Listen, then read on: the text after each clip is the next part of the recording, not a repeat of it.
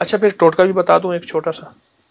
آپ اگر چاہتے ہیں نا کہ دنیا کی کوئی بیماری، جادو، جنات، اثرات، بندشیں آپ کے ساتھ ہیں، ہاتھ پاؤں کے ناخن کاٹ لیں، سفید کپڑے میں، کاغذ میں یا ٹشو میں لپیٹ کے سامنے رکھ لیں. صرف ایک تسبیح پڑھنی ہے، اول آخر درود پاک 3 بار. انا للہ و انا الیہ راجعون، انا للہ و انا الیہ راجعون. اپنی بیماری کا تصور کرتے ہوئے، اپنی مشکل کا، جادو جنات اثرات بندشوں کا، اپنی کسی ناکامی کا، اپنے کسی مسائل کا تصور کرتے ہوئے، اپنے ناخن کو دیکھتے ہوئے جو کپڑے میں لپٹے ہوئے ہیں، ٹھیک، اور ایک تسبیح پڑھنی ہے یہ، انا للہ و انا الیہ راجعون. اس کے بعد دفن کر دیں. آپ کچھ عرصہ کر کے دیکھیں، آپ کی زندگی میں حیرت انگیز انقلاب آئے گا، حیرت انگیز انقلاب آئے گا، اور یہ مسائل حل ہوں گے. اور ان کو کسی مٹی میں دفن کر دیں. ہر دفعہ کر لیں، کبھی کبھار کر لیں، میں تو چاہوں گا ہر دفعہ کر لیں. ہاتھ پاؤں کو ناخن کاٹ کے کبھی نہ پھینکیں، اس کو محفوظ رکھیں، عمل کر لیں.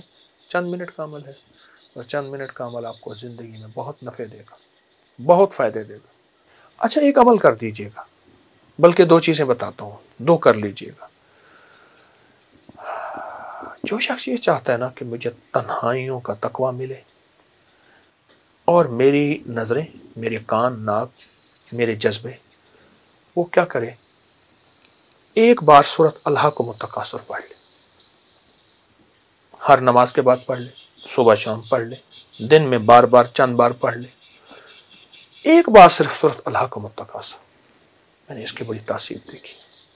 جو کہتے ہیں اللہ میرا من میرے کنٹرول میں نہیں، اللہ میں تو تیرا محبوب بننا چاہتا ہوں، پر میرا نفس شیطان مجھے تیرے قریب نہیں آنے دیتا. اور دوسرے لفظوں میں، اے اللہ میں بے بس ہوں، تو بے بس نہیں، میں بے بس ہوں، تو بے بس نہیں.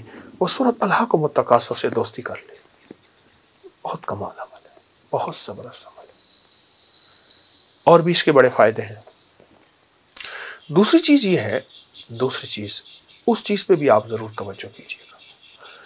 جب کوئی چیز ہضم نہ ہو رہی ہو نا، تو پیاز کے چمچ سے شہد کھائیں. پیاز کے چمچ سے، پیاز کے چھلکے اتارے، پیاز کی تہ اس کا بنائے چمچ، اس کو تھوڑی تھوڑی شہد لگا کے کھائیں.